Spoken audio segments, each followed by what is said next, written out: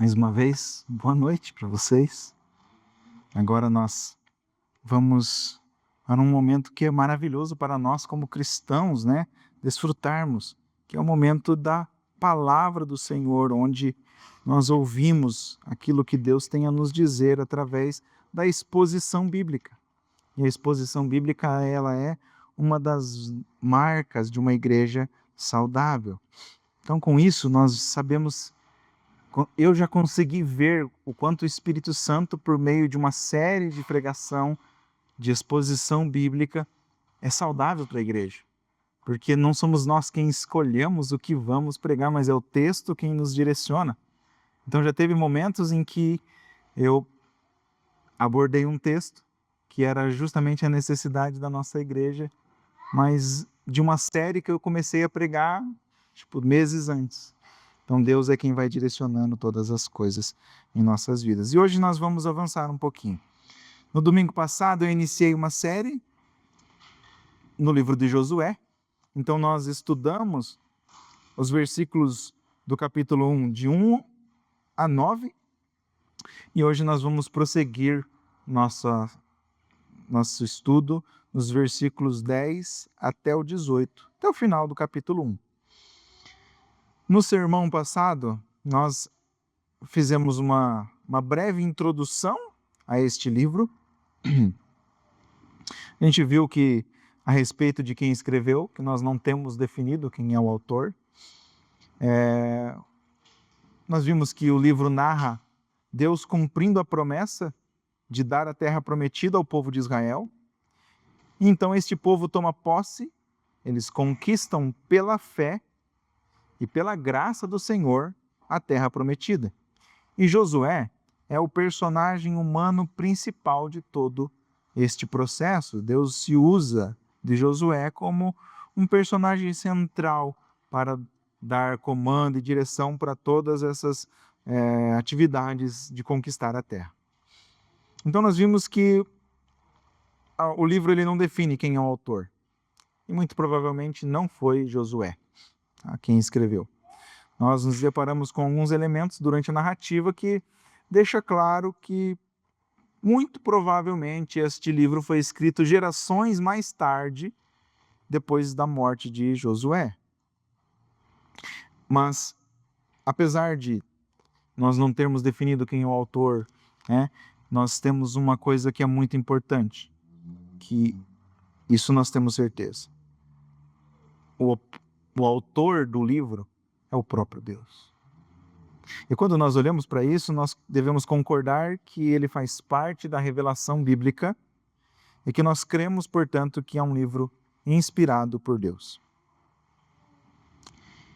Nós vimos sobre Josué e o que ele diz, o que se diz dele nessa transição de liderança.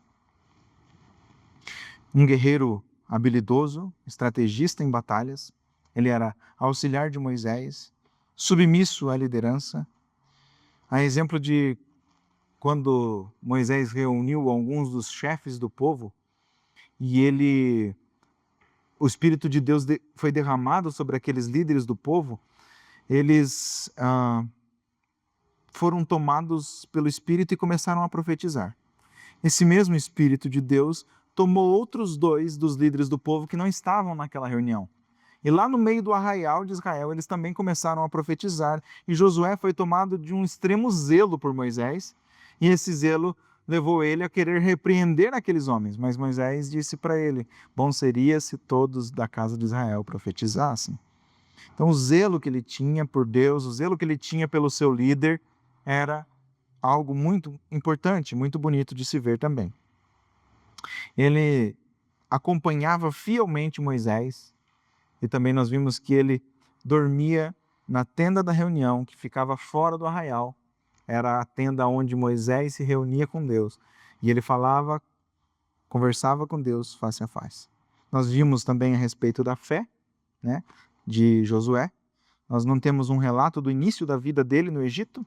Nós não sabemos se ele foi treinado no exército egípcio ou se toda a habilidade em batalhas que ele tinha era 100% um dom que obviamente Deus lhe deu, ou se era uma combinação dos dois.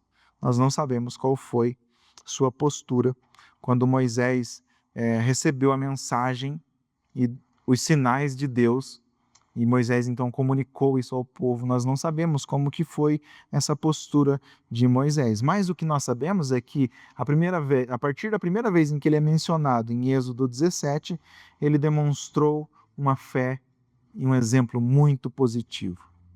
Ele é o exemplo de alguém que confiou no Senhor desde o início. Ele, juntamente com Caleb, são os únicos que retornam de uma missão de espionar a terra com relatos positivos. E a pergunta que nós podemos fazer nesse sentido é: será que eles foram para uma terra diferente dos outros 10? Será que eles viram coisas diferentes do que aqueles 10 viram? E eu imagino que é óbvio que não. A diferença está no fato de que eles tinham fé em Deus e eles confiavam nesse Deus. Então, quando eles olhavam para os gigantes, isso não lhes dava medo, pois muito maior do que aqueles gigantes é o Senhor nosso Deus, muito mais forte do que as muralhas, é o Senhor que transpõe mares e montanhas. Então nós vimos isto, nós vimos a palavra de Deus, então entrando no texto, nós vimos a palavra de Deus, Deus falando com Moisés, ele recebendo a palavra do Senhor e Deus o encorajando a tomar atitude, a ter uma ação. Depois nós vimos Deus fazendo promessas, depois nós vimos a confirmação e a garantia da vitória de Josué dependia de algum comportamento dele em relação à palavra de Deus, principalmente a fidelidade de Deus, né? Esse cumprimento e Deus garantindo a sua vitória. E agora nós chegamos então no versículo 10 e nós vamos fazer a leitura desse texto agora. Capítulo 1, versículo 10 de Josué.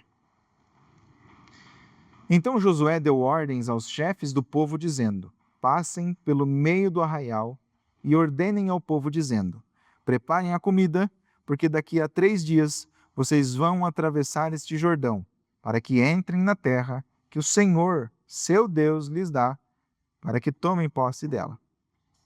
Josué falou aos Rubenitas, aos Gaditas e à meia tribo de Manassés, dizendo: lembrem-se do que Moisés, servo do Senhor, ordenou a vocês, dizendo: o Senhor, seu Deus, está dando descanso a vocês e lhes dará esta terra.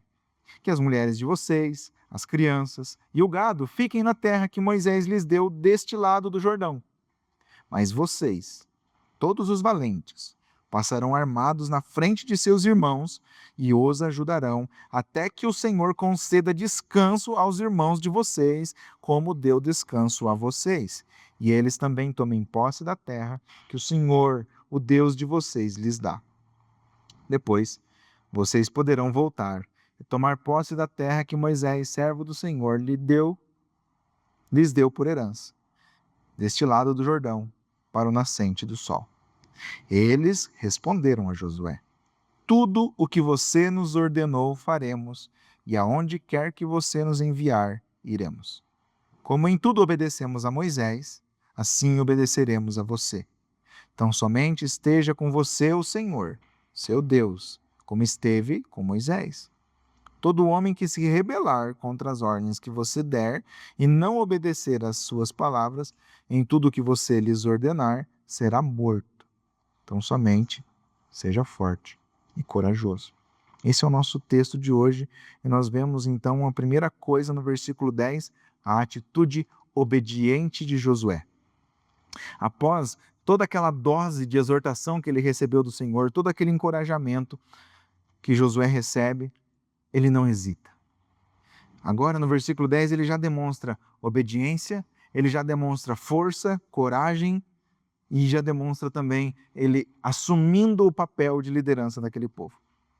Até poucos dias atrás, o padrão de conversa do Senhor para com o povo era o mesmo. Deus falava com Moisés, ele repassava aos chefes do povo, os chefes e os líderes do povo saíam pelo meio do arraial e eles compartilhavam a mensagem do Senhor com o povo. E agora Josué ouve a palavra do Senhor, repassa a palavra do Senhor também aos líderes e eles fazem o mesmo. Nós temos aqui 2 coisas bem interessantes nesse primeiro momento, nesse primeiro versículo.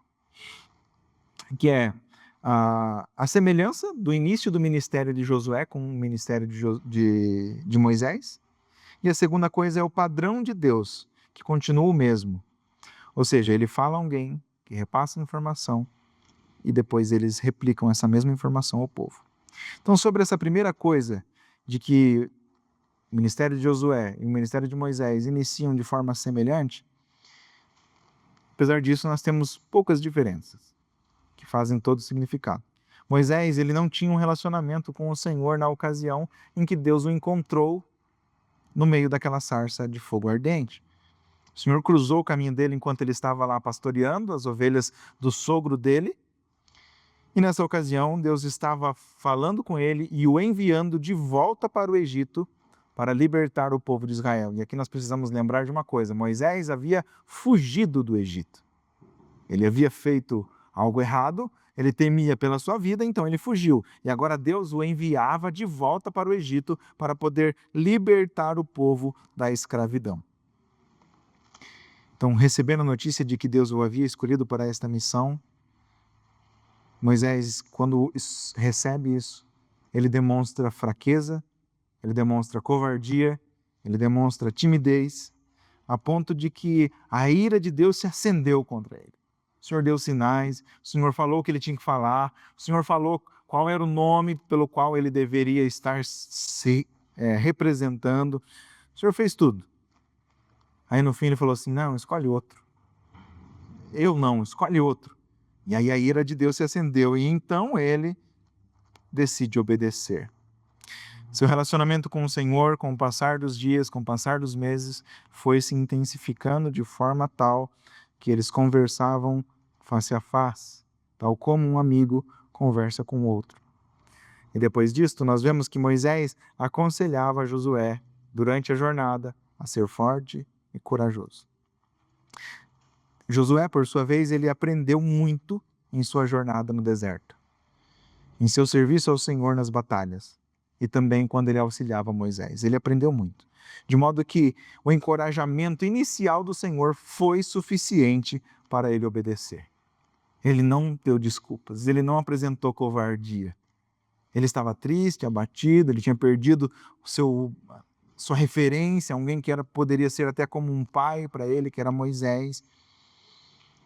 Ele sentiu o peso da liderança cair sobre ele, ele sentiu a responsabilidade de ter que falar com o povo e ser fiel à palavra de Deus. Ele sentiu a responsabilidade de chamar as tribos que estavam além do Jordão, que já tinham tomado posse além do Jordão. E ele falou assim: essa conversa vai ser delicada, vai ser difícil, mas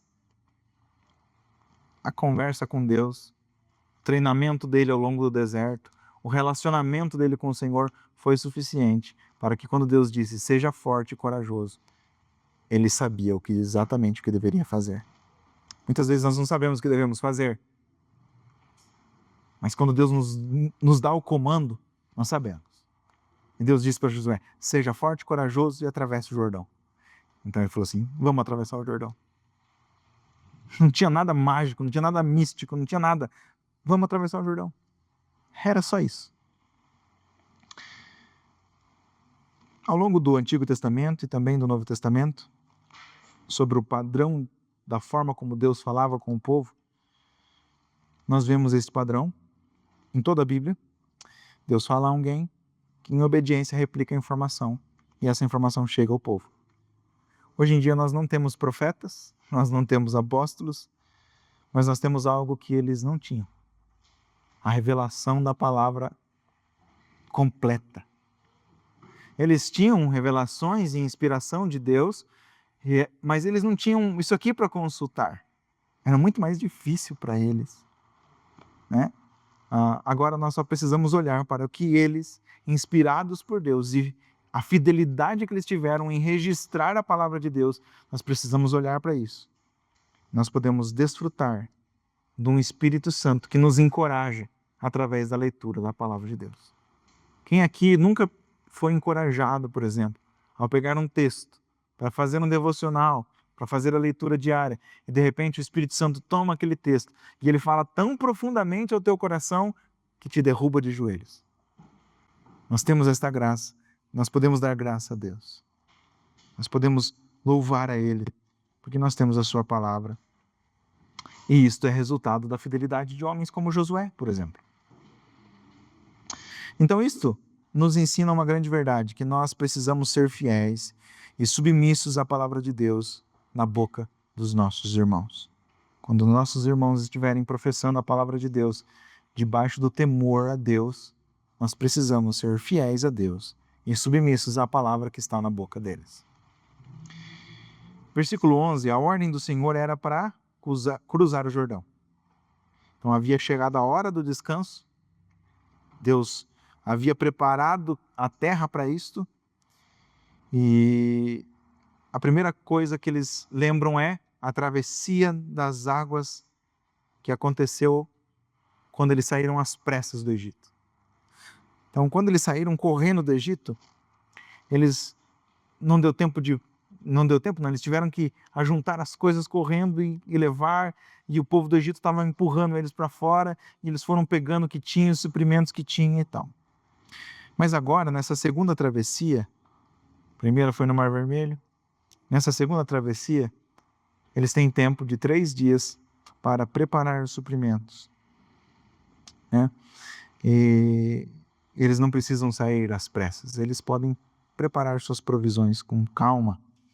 Então os chefes do povo, que estão ali distribuídos entre as 12 tribos de Israel, eles saíam proclamando no meio do arraial: preparem alimento, daqui 3 dias nós vamos cruzar o Jordão. Imagine você sendo parte daquele povo que estava há 40 anos caminhando no deserto, mas que também, quando nasceu, desde que nasceu, ouvia dizer: Deus falou com Abraão, nosso pai, Isaac, Jacó, e nós vamos herdar uma terra além do Jordão. Nós estamos aqui escravos no Egito, mas nós vamos herdar uma terra além do Jordão.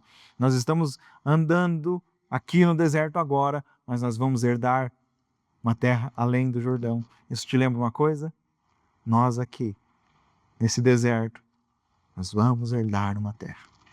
Mas, então eles saíram, e eu creio que foi um momento de grande júbilo, de grande regozijo, porque eles estavam ali, já haviam sido alertados por Moisés, por exemplo, e eles estavam só aguardando esse momento chegar. Precisamos atravessar. Quando que Deus vai dar o comando? E chegou. No livro de Deuteronômio, capítulo 1, versículo 9, e também no capítulo 11, versículo 31, Moisés havia falado com eles sobre isso. Eles só estavam esperando o momento de fato. Então perceba 2 coisas interessantes aqui na ordem que os chefes do povo deveriam dar. Josué havia lhes ordenado, né? A primeira, o povo entraria numa terra que o Senhor daria a eles. Não era eles quem estava conquistando, comprando ou provendo. Era Deus quem daria aquela terra a eles. Isto é um alerta para Israel não esquecer de lembrar de que eles entrariam no descanso. Não porque eles conquistaram sozinhos. Então eles não poderiam esquecer de lembrar que Deus estava provendo, garantindo uma conquista. Mas a segunda coisa também é importante. Deus daria aquela terra de presente para eles, pela graça de Deus, mas isso não significava que eles podiam ficar em casa assistindo Netflix, ou agora Netflix acho que nem é bom para crente mais, né? Mas jogando, comendo, bebendo, fazendo qualquer outra coisa. Não, pelo contrário, eles deveriam levantar, preparar os suprimentos e trabalhar para tomar posse da terra. São 2 coisas, você percebe que parece contraditório, mas não é. Deus garantiu a vitória, mas ao mesmo tempo você se levanta e vai para a batalha e cruza o Jordão. Essas 2 coisas nos ensinam muito sobre a vida cristã também. Toda bênção, toda graça, a nossa salvação, a nossa vida com Cristo está garantida por Deus, certo? E essa promessa, ela nos coloca uma expectativa muito grande, que nós como cristãos odiamos o pecado. Então a nossa expectativa é de viver sem o pecado. Então nós vivemos na esperança do dia em que o Senhor nos dará um corpo glorificado, onde o pecado não mais existe. Agora, tendo isso em mente, não significa que nós, os que agora já fomos salvos do poder da escravidão do pecado, não significa que nós podemos ficar ociosos enquanto aguardamos esse dia maravilhoso chegar. Muito pelo contrário, nós somos chamados a tomar posse, somos chamados, e aí não me entendam mais, tem muitos de uma teologia muito ruim falando sobre tomar posse, não é disso que eu estou falando. Mas nós somos chamados a deixar o deserto, entrar no campo de batalha, onde nós expulsamos desse campo de batalha que é o nosso coração, todo pecado. Todo inimigo que nos tira do caminho da obediência. Esse é o processo de santificação, onde nós somos transformados dia após dia, através do Espírito de Deus, pela graça de Deus, pela revelação da sua palavra. Esse Espírito nos conduz nesse caminho. Então, a vida cristã não é uma espera por um corpo glorificado, que talvez vai receber ou não, sentado, parado, sem fazer nada. Não, é uma atitude. O que eu quero dizer com isto é que não existe cristão parado aguardando as coisas acontecerem. Se um cristão estiver parado aguardando as coisas acontecerem, tem algo errado com a vida espiritual, com a vida desse cristão. Nossa fé ela não é uma fé parada, água de poço. Ela é uma fé em movimento. É uma fé cheia de atitude. É uma fé que luta contra o pecado. É uma fé que espera, sim, esse tão maravilhoso dia do Senhor. Mas não é uma espera estática. Muito pelo contrário. Quando um exército está na batalha, a esperança desse exército é que a batalha acabe, que a guerra acabe, que a paz chegue. Que a vitória então chegue, né? Que a guerra termine em vitória. E é assim a nossa esperança. Nós aguardamos o fim da batalha contra o pecado, quando Deus nos conceder a vitória final. Nós aguardamos batalhando. Versículos de 12 a 15. Nós vemos a preocupação de Josué, e ela é uma preocupação muito importante. Depois de dar a mensagem aos chefes, eles saem para anunciar ao povo, ele chama as tribos que estão do lado de cá do Jordão.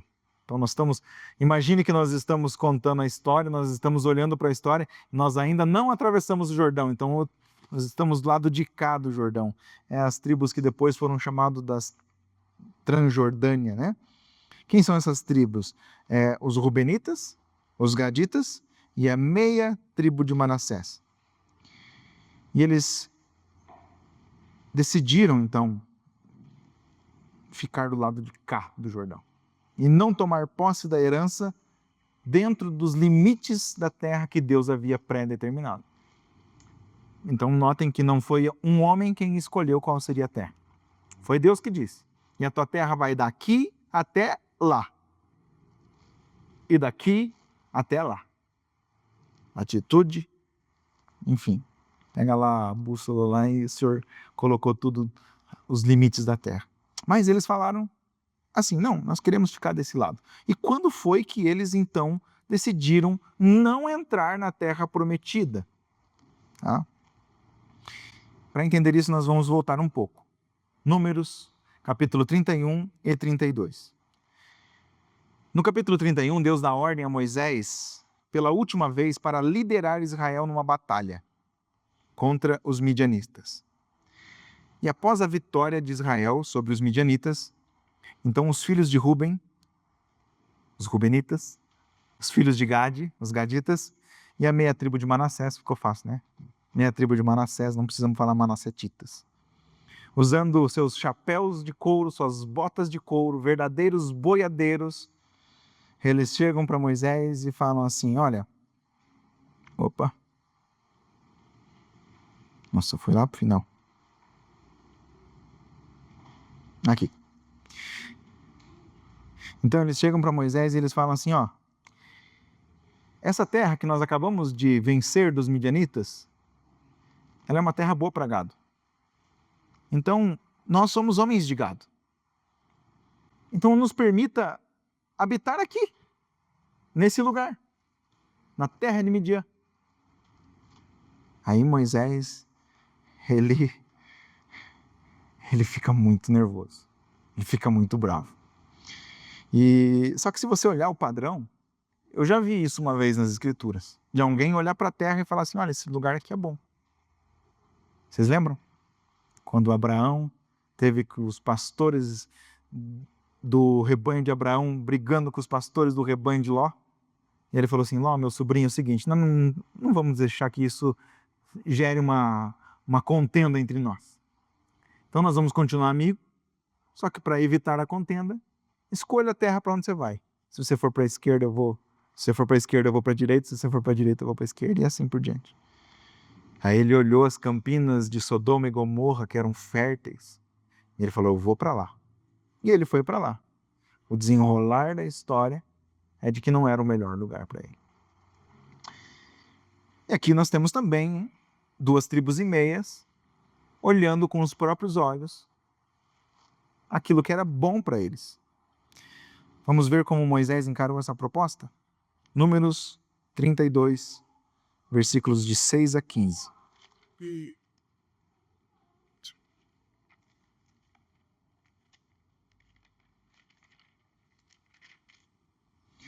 Moisés, porém, disse aos filhos de Gade e aos filhos de Ruben: então os irmãos de vocês irão à guerra enquanto vocês ficam aqui? Por que vocês querem desanimar os filhos de Israel para que não entrem na terra que o Senhor lhes deu? Assim fizeram os pais de vocês quando os enviei de Cades Barnea para ver a terra. Eles chegaram até o vale de Escol. E aqui não é cerveja, tá, gente? Eles chegaram até o vale de Escol, vendo a terra, desanimaram os filhos de Israel para que não entrassem na terra que o Senhor lhes tinha dado. Então a ira do Senhor se acendeu naquele mesmo dia, e ele jurou, dizendo: porque não me seguiram com fidelidade, é certo que os homens que saíram do Egito de 20 anos para cima não verão a terra que prometi com juramento a Abraão, a Isaque e a Jacó. Somente Calebe, filho de Jefoné, o quenezeu, e Josué, filho de Num, verão a terra, porque seguiram o Senhor com fidelidade. Por isso, a ira do Senhor se acendeu contra Israel, e ele os fez andar errantes pelo deserto durante 40 anos, até que se consumiu toda aquela geração que havia feito o que era mal aos olhos do Senhor. E agora, vocês, geração de pecadores, se levantaram em lugar dos seus pais para aumentar ainda mais o furor da ira do Senhor contra Israel. Se vocês não quiserem segui-lo, também ele deixará todo o povo novamente no deserto, e vocês serão a causa da ruína deste povo. Olha a dureza com que Moisés tratou isso. Moisés, um pastor já experiente, né? Próximo do fim da vida. Que pastorzaço que foi Moisés, né? A caminhar com aquele povo rebelde. Então ele já estava próximo do fim da vida. A batalha que eles tinham enfrentado agora era a última. Imediatamente ele lembra do ocorrido em Cades Barnea. Eu esqueci de trazer o mapa. Eu queria ter trazido o mapa para vocês hoje, porque é muito legal olhar para isso, olhando para o mapa. Cades Barnea ficava ao sul da terra que eles iriam conquistar. E o caminho do Egito até ali era um caminho de mais ou menos vamos lá, com um povo daquele tamanho, 3 meses mais ou menos. Menos até. Então o caminho ali nem precisava passar pelo mar, tá? Eles passaram pelo mar porque o Senhor os levou por lá. Então eles chegaram lá depois de uns 3 meses. E aí o Senhor, por meio de Moisés, mandou os espiões para a terra. Eles voltaram e aconteceu toda aquela história que eu contei no domingo passado para vocês. E isso desencorajou o povo e o Senhor os levou a caminhar 40 anos pelo deserto. Isso ficava ao sul. Eles voltaram então 40 anos pelo deserto, ficaram rodeando, né? E depois chegaram lá na parte leste da terra em que eles iam herdar. Agora eles estavam ali em Midian. Não era exatamente o mesmo local, mas eram aos arredores da terra em que eles iam conquistar. Então, quando ele vê isso, ele se lembra daquilo e ele se preocupa muito. Ele vai morrer. Ele sabe que já está chegando os dias dele, mas a preocupação dele, como um pastor, é com aquele povo que deveria herdar a terra. Se houvesse aquela rebeldia de pessoas desencorajando o povo, pensem vocês, 2 tribos e meia falando: não, vamos ficar do lado de cá. Moisés se preocupou, falou: se vocês querem ficar do lado de cá, vocês podem desencorajar o restante do povo. Esse restante do povo, então, vai se sentindo desencorajado, vão ser levados à rebeldia, e com isto o Senhor novamente acenderá sua ira contra nós. É bem importante notar que o estrago que faz a desunião. Preste muita atenção nisso. Aqueles 10 espiões, eles presenciaram todos os sinais de Deus no Egito.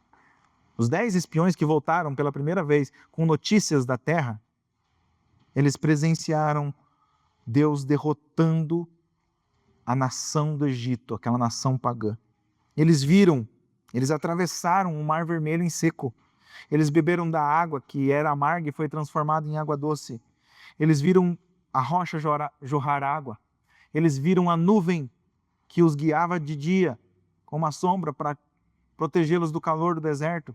Eles viram a a coluna de fogo que os aquecia e que os guiava também na caminhada durante a noite. Eles comeram do maná, eles comeram codornizes no meio do deserto. Mas ainda assim, eles eram incrédulos. Incrédulos nem sempre estão fora do povo de Deus. Muitas vezes eles podem estar entre o povo, desfrutando das bênçãos, participando da ceia, assim como eles participaram da Páscoa. Eles podem usufruir dos rituais, eles podem ouvir a palavra, eles podem prometer obediência. Mas os incrédulos, eles têm uma característica que só se revela diante da dificuldade. Eles não creem em Deus, eles não confiam em Deus. De modo que quando a dificuldade aparece, eles não permanecem firmes no Senhor. Eles não descansam no Senhor. Eles acabam sendo desencorajados por aquelas dificuldades. E não só isto. Eles desencorajam outros. E quando eles desencorajam outros, acontece a rebeldia. Foi isso que aconteceu com os 10 espias. Voltaram desencorajados porque não criam no Senhor, não se contentaram em ficar sozinhos, desencorajados. O que eles fizeram? Não dá para entrar, galera. Não dá para entrar. As cidades são fortificadas, gigantes muito grandes, vamos voltar para trás. O Egito era muito melhor. E a congregação pecou. Alguém desencorajado, incrédulos desencorajados, podem desencorajar também crentes mais fracos. E eu apertei para voltar para o final de novo, misericórdia.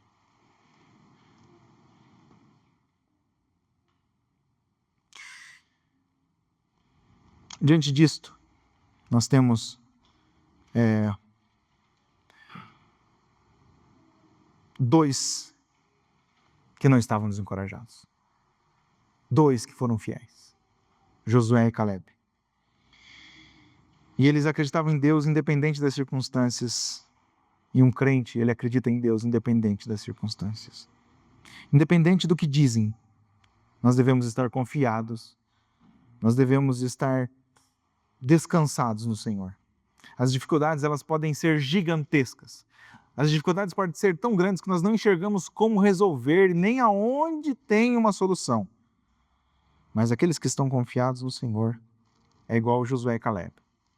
Eles olham para os gigantes e falam, bah, eu vi Deus derrotar uma nação inteira. O que são esses gigantes? Quando eles veem as cidades fortificadas, as muralhas, eles falam assim, eu vi o meu Deus abrir um mar vermelho. O que é isso para nós? Isso não é nada. O importante, sabe o que é? Tem caixa de uva aqui que 2 homens não conseguem abraçar. Isso é importante, vamos levar essa notícia. Então seja alguém que encoraja. Seja alguém que sabe olhar o que de bom tem, apesar das dificuldades. O que de bom tem, porque foi provido por Deus. Foi preparado por Deus. Olhando para Moisés, voltando para ele, a preocupação é perfeitamente compreensível. Era uma preocupação fervorosa. Ele falou geração de pecadores, né? E aquela atitude daquelas 2 tribos e meias, de fato, poderia provocar novamente a ira de Deus contra Israel e, consequentemente, seria a ruína de Israel. A vitória do povo dependia da unidade. Deus não concederia vitória a um povo desunido, a um povo dividido. E com isto, eu chamo a atenção da nossa igreja no sentido de que nós somos chamados a caminhar juntos, unidos, como igreja. Igreja que muitas vezes é ilustrada como um corpo, onde cada membro está ajustado e unido perfeitamente ao corpo, o qual é governado pela cabeça viva, que que é Cristo. Como igreja unida, somos chamados a servir uns aos outros e não ser motivo de desencorajamento aos nossos irmãos, motivo de tropeço para os nossos irmãos. Mas sim, como verdadeiro crente, nós devemos ser encorajadores, que edificam o corpo por meio dos dons que Deus nos deu. Uma das dádivas que Deus dá a este corpo é o culto público. É o momento em que nós podemos nos reunir como igreja e adorar ao Senhor. E quando nós negligenciamos as bênçãos, as dádivas que Deus nos dá para nos manter unidos, nós nos tornamos suscetíveis às investidas de Satanás. E essas investidas, elas vêm muitas vezes por meio muito sutis. E ela vai ganhando espaço, abatendo, separando e por fim chegando à destruição por completo. Nossa igreja, graças a Deus, tem sido fiel ao Senhor. Então, nesse aspecto, apesar de hoje não termos muitos dos nossos irmãos aqui, mas é um fato raro de fato, nós devemos lembrar de estar unidos em tudo. Tudo, exatamente tudo. Eu posso te encorajar, eu posso te edificar, você pode me encorajar, você pode me edificar. Eu posso te corrigir, você pode me corrigir. Isso é caminhar junto. Não existe esse laço de amor onde nós trocamos aquilo que a palavra de Deus nos dá sem caminhar juntos. Então, essas 2,5 tribos, depois de levar uma sapatada de Moisés, do pastor Moisés, eles fizeram um compromisso de que quando Deus levasse o povo a tomar posse da terra prometida, eles, os valentes, se armariam e eles entrariam na batalha para garantir a posse da terra para os seus irmãos. E eles só voltariam para a sua terra, que era a leste do Jordão, após terem conquistado toda a terra para os seus irmãos. Foi uma proposta justa, né? Foi uma proposta de amor, de união. E diante desse compromisso, Moisés aceitou a proposta e lhes deu como herança as terras que eles estavam ali reivindicando. Porém, isso aqui tem alguns agravantes que eu ainda não mencionei, que nós iremos estudar mais tarde. Eu vou dar um pequeno spoiler aqui. Spoiler na palavra de Deus é bom, né? Eu fico me perguntando se Deus já havia determinado os limites da terra. Por que eu tenho que escolher uma porção de terra fora desses limites? Mas talvez eu, no lugar daqueles boiadeiros, talvez eu também teria cometido o mesmo erro que eles, né? Mas essa atitude, ela destoa um pouco da vontade de Deus. Não chega a ser um pecado de rebeldia ou uma incredulidade, mas denota um desalinhamento de prioridades. Eles estavam com os olhos da carne escolhendo a melhor terra, ao invés de aceitarem o que receberiam em uma terra desconhecida por eles, mas conhecida por Deus. Deus sabia o que era melhor para eles. Talvez até mudar de profissão, né? Talvez existia uma profissão melhor do outro lado, eles não sabiam. Mas não, queremos continuar boiadeiros, lá se a terra é bom para gado, vamos ficar aqui. Ou talvez tinha até uma terra muito melhor para gado do outro lado. A gente não sabe, mas eles com os olhos da carne decidiram ficar daquele lado. Mais tarde, após a terra ser dividida entre as tribos, 7 anos mais tarde, depois que conquistaram tudo, eles já estavam entrando em descanso, então essas 2,5 tribos retornam para o seu lar além do Jordão. E quando eles voltam, eles falam assim: puxa vida, pode ser que gerações mais tarde surjam lá dentro da terra prometida e eles não conheçam nós aqui. E eles não saibam que nós, os irmãos deles, os ajudamos a conquistar aquela terra. E eles façam guerra conosco e nos destruam. Então nós agora vamos construir um monumento muito grande, um memorial de que nós fazemos parte do mesmo povo. Isso gerou um mal-entendido gigantesco naquela terra. Nós vamos estudar isso lá no capítulo 22. E esse mal-entendido quase culminou numa guerra civil. Mas Josué, com muita sabedoria, Deus, com muita soberania, com muita não, né? É errado, né? Deus, com toda soberania, com plena soberania, protegeu e guardou a nação. Mas além disso, gerações mais tarde, eles se prostituíram após os outros deuses. Ficar do lado de lá da fronteira era muito vulnerável para conviver com nações que adoravam outros deuses. E eles não resistiram, cederam a essas idolatrias. E eles foram os primeiros a serem conquistados pelos assírios e foram levados como deportados. Meus amados irmãos, nós sempre devemos ficar dentro dos limites que Deus determinou para nós. Se você não sabe qual decisão tomar, o que fazer, lembre-se disto. Eu vou à palavra de Deus e eu vou entender quais são os limites que Deus me dá. Deus, uma vez que nos libertou da escravidão do pecado, nos dá a capacidade de ir e vir, né? De negociar. Mas nós devemos entender quais são as vontades de Deus para as nossas vidas. Nós devemos fazer as coisas pensando na glória de Deus. Esse é o segredo. Quando você estiver pensando egoísta, ou de forma orgulhosa, ou de forma a ser autônomo, ou muitas vezes com os olhos da carne, com ganância, né? Mas quando nós olhamos dentro das nossas necessidades, dentro daquilo que precisamos, nós podemos confiar na palavra do Senhor. Versículos 16 e 18. A fidelidade ao compromisso. Nós vemos isso naquelas 2,5 tribos. É bonito ver, apesar de que eles não estavam 100% alinhados, mas é bonito ver a atitude deles, o compromisso deles. Eles foram fiéis. E eles então aceitaram, entenderam a liderança de Josué, que foi ordenada por Moisés, depois foi confirmada por Deus, né? Eles só colocaram que eles, como liderados, dependiam da liderança de um líder que fosse fiel ao Senhor. Então ele dizia, eles diziam, né? Tão somente esteja com você o Senhor, seu Deus, como esteve com Moisés. Eles sabem muito bem que o Senhor Deus só esteve com Moisés até o fim da vida e ministério, porque Moisés permanecia fiel aos mandamentos do Senhor, permanecia fiel ao Senhor.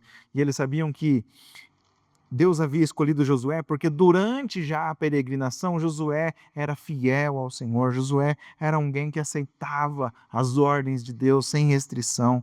Então o Senhor Deus estaria com ele em tudo. Então eles pediam, então somente continue o Senhor seu Deus contigo. Porque nós sabemos que se ele estiver com você é porque você está sendo fiel. O dia que ele não estiver mais com você é porque você não está sendo fiel. E esta é uma responsabilidade tanto. Esta relação entre a liderança e a igreja, ela deve ser alimentada, pois é uma relação que transcende as relações humanas. Então, na verdade, ela é garantida pela fidelidade ao Senhor. Enquanto eu e os demais pastores, por exemplo, estivermos dentro da vontade de Deus, fiéis ao Senhor, nós temos certeza que a nossa igreja, nossos irmãos, seremos bem-sucedidos. E eu não estou falando de coisas materiais aqui, no nosso trabalho, na nossa comunhão. Nós seremos bem alimentados pela palavra. Nós seremos saudáveis espiritualmente. Então, por mais que as provações continuem nos assolando, nós seremos vitoriosos em Cristo. Amando, sendo amados.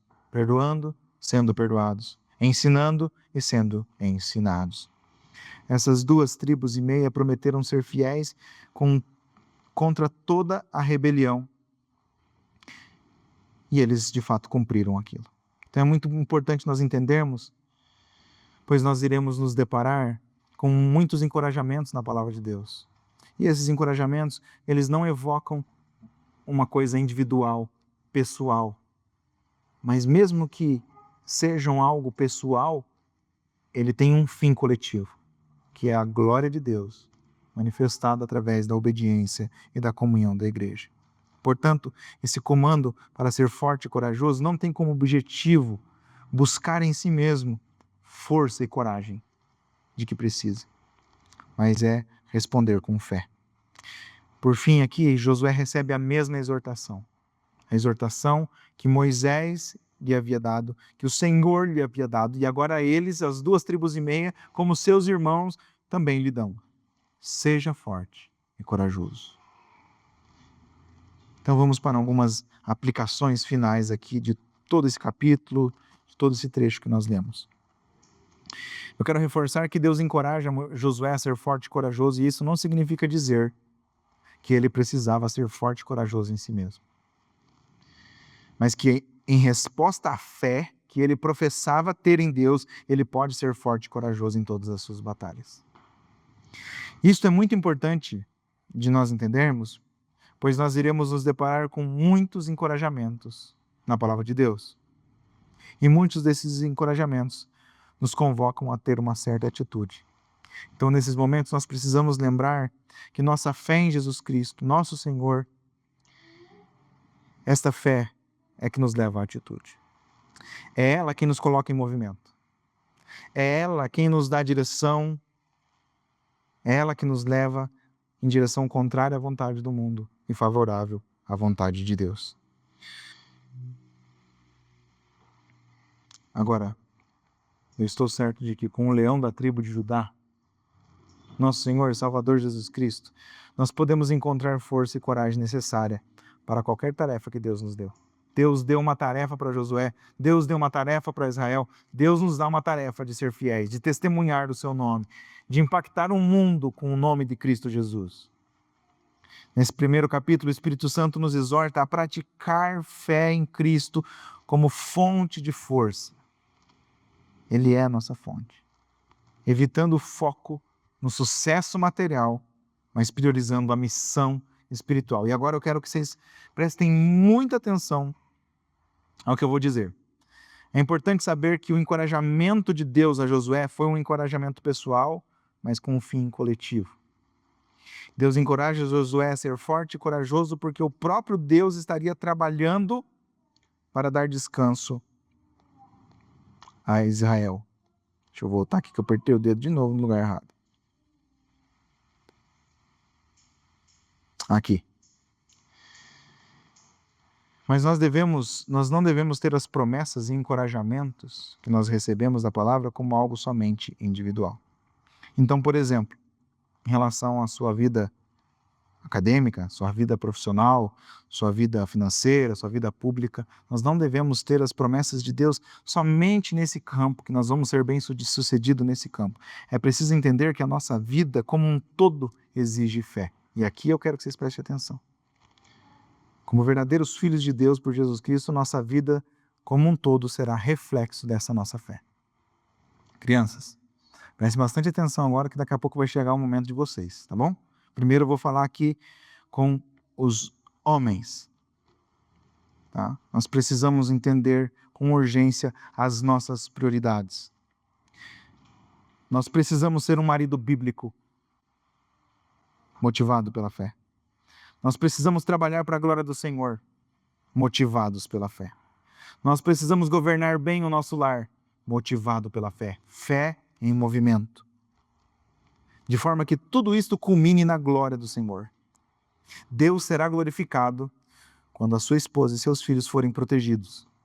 Deus será glorificado quando eles forem providos, cuidados, amados, quando eles desfrutarem das bênçãos de Deus através da tua liderança, através do trabalho das tuas mãos, sabendo que dentre as bênçãos de Deus, você é uma das principais na vida da tua esposa e na vida dos teus filhos. Ao ponto de que a sua própria esposa possa dizer: meu marido é fiel ao Senhor. Ele cuida da provisão do nosso lar, ele conduz os nossos filhos no caminho do Senhor, ele combate o pecado, ele me ensina, ele ensina os meus filhos. Homem, cada um de nós aqui, nós três, e mais o Miguel, e o Manuel e o Teodoro, e o Joaquim, e o Pedro, e o Monerópolis, e o Isaac. Então é bem mais do que eu falei, né? Nós devemos ter uma fé em movimento. E a nossa fé em movimento começa nesses aspectos do lar. Agora, mulher. De novo. Motivada pela fé, você precisa ser uma esposa bíblica, que cuida bem do seu lar, que cuida de forma muito simples, alimentando seu marido e seus filhos, propiciando um ambiente da vossa casa de tal maneira que o marido e os filhos, inclusive você, possam praticar a palavra de Deus com fidelidade e com amor. É você quem contribui e que prepara este ambiente para que a sua casa sirva ao Senhor. Ou seja, ao invés daquele ambiente hostil, daquele ambiente egoísta, cheio de conflitos, tem que ser um ambiente de alegria. Você tem, mulher, presta atenção, você tem uma habilidade natural dada por Deus de auxiliar o seu marido para que a sua tenda seja o lugar em que ele mais deseja estar após um longo dia de trabalho. Ou seja, o lugar onde ele anseia o dia inteiro por retornar. E assim também para os seus filhos. Você também precisa amar e sujeitar-se ao seu marido de tal modo como a igreja é sujeita a Cristo. Deus será glorificado quando você, pela fé, for auxiliadora do seu marido, a ponto de que ele mesmo dê testemunho de que você é companheira idônea, de que você o ajuda a servir ao Senhor, de que você o ajuda a desviar-se do caminho errado, de que você o ajuda a permanecer firme e forte. Você, mulher, em si mesmo não consegue propiciar esse descanso ao seu marido. Mas pela fé em Cristo você é capaz, pois foi criada para isto. De transformar o ambiente da sua casa, a vida dos seus filhos e a vida do seu marido em um verdadeiro oásis no meio do deserto deste mundo. E tudo isto para a glória do Senhor. Isso é fé em movimento. É assim que você vai movimentar a sua fé. Agora, jovem, adolescente e criança. Presta atenção aqui. A jovem que tem aqui não está. E só tem um adolescente. As crianças prestem atenção. Como que vocês podem praticar a fé de Cristo? Como que vocês podem executar a fé em Cristo Jesus? Vocês podem e devem ser obedientes aos vossos pais. Crianças, vocês vão praticar uma fé sendo obediente aos vossos pais. Enquanto vocês ainda não têm família, enquanto vocês ainda não têm obrigação de ser pai, de ser mãe, de ser marido, de ser esposa, de prover, de trazer comida para casa, de proteger o lar, né? De fazer as obrigações que é do pai e da mãe. Enquanto vocês não têm essas obrigações, a única preocupação de vocês é servir ao Senhor. Deixa eu contar uma coisa para vocês. Lavar a louça, arrumar o quarto, organizar e limpar a casa, fazer atividades da escola e da igreja, isso não exige preocupação. Isso só exige obediência. Vocês não precisam se preocupar em lavar a louça. Ai, que preocupação. É só obedecer. Arrumar o quarto. É só obedecer. Então, pela fé em Jesus Cristo, vocês podem ser fortes crianças, corajosos, quando vocês são obedientes aos pais de vocês.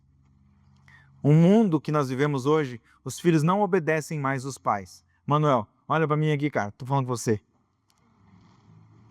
A palavra de Deus está falando com você agora. No mundo hoje, os filhos não são mais obedientes aos pais. As pessoas não ensinam mais isto. Eles não respeitam os mais velhos. Mas os filhos dos crentes precisam obedecer os pais, porque é isso que Deus quer de vocês. E isto é ser obediente. E esta é a forma como vocês colocam a fé de vocês em movimento. Portanto, sejam obedientes aos pais, respeitem a liderança que Deus colocou sobre vocês. Isso é atitude e testemunho de amor ao Senhor. Só que presta atenção numa coisa que é bem mais legal agora. Existe uma promessa de Deus se você for obediente.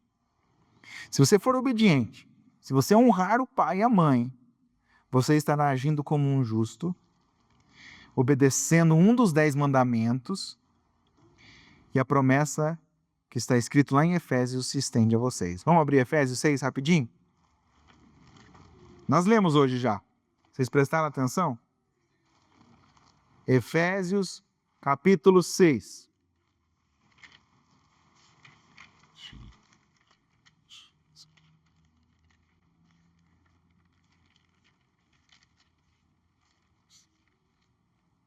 Qual que é a promessa? Honre o pai e a tua mãe. Versículo 2, tá? Capítulo 6, versículo 2. Filhos, obedeçam a seus pais no Senhor, pois isto é justo. Honre o seu pai e a sua mãe, que é o primeiro mandamento com promessa, para que tudo corra bem com você e você tenha uma longa vida sobre a terra. Vocês, pais, não provoquem a ira dos seus filhos, mas tratem de criá-los na disciplina e na admoestação do Senhor. Qual que é a promessa? Se você obedecer teu pai, se você obedecer tua mãe, se você honrar seu pai e sua mãe, você vai ser bem-sucedido em tudo, e você vai viver muito tempo sobre a terra. Essa é a promessa do Senhor. Isso aqui foi escrito, claro, lá nos 10 mandamentos, Mas Paulo pega isso aqui, estende aos Efésios e coloca isso diante da igreja, e é por isso que eu estou colocando isso como uma promessa para a igreja, tá? Eu não estou me apropriando de uma promessa que cabe a Israel. Então, você quer ser bem-sucedido em tudo? Vocês querem viver bastante tempo na presença do Senhor aqui nessa terra? Então obedeça a seus pais. Honre seu pai e sua mãe. Somente quando teu pai te disser algo que for para desobedecer a Deus, que eu acho que nunca vai acontecer, nesse dia vocês podem desobedecê-lo. Mas enquanto eles te ensinarem a obedecer a Deus, honre seu pai. Esse primeiro capítulo ele é muito encorajador e eu espero que o Espírito Santo ele possa usar esses 2 primeiros sermões nesse primeiro capítulo para lhe dar uma dose de coragem. Para que ele possa lhe dar força para que você não tema diante da obediência com que você deve servi-lo. O mundo incrédulo, as pessoas incrédulas, o sistema incrédulo pode tentar te desencorajar de ser obediente. Mas você seja forte e corajoso. Seja obediente à palavra de Deus. Vamos orar.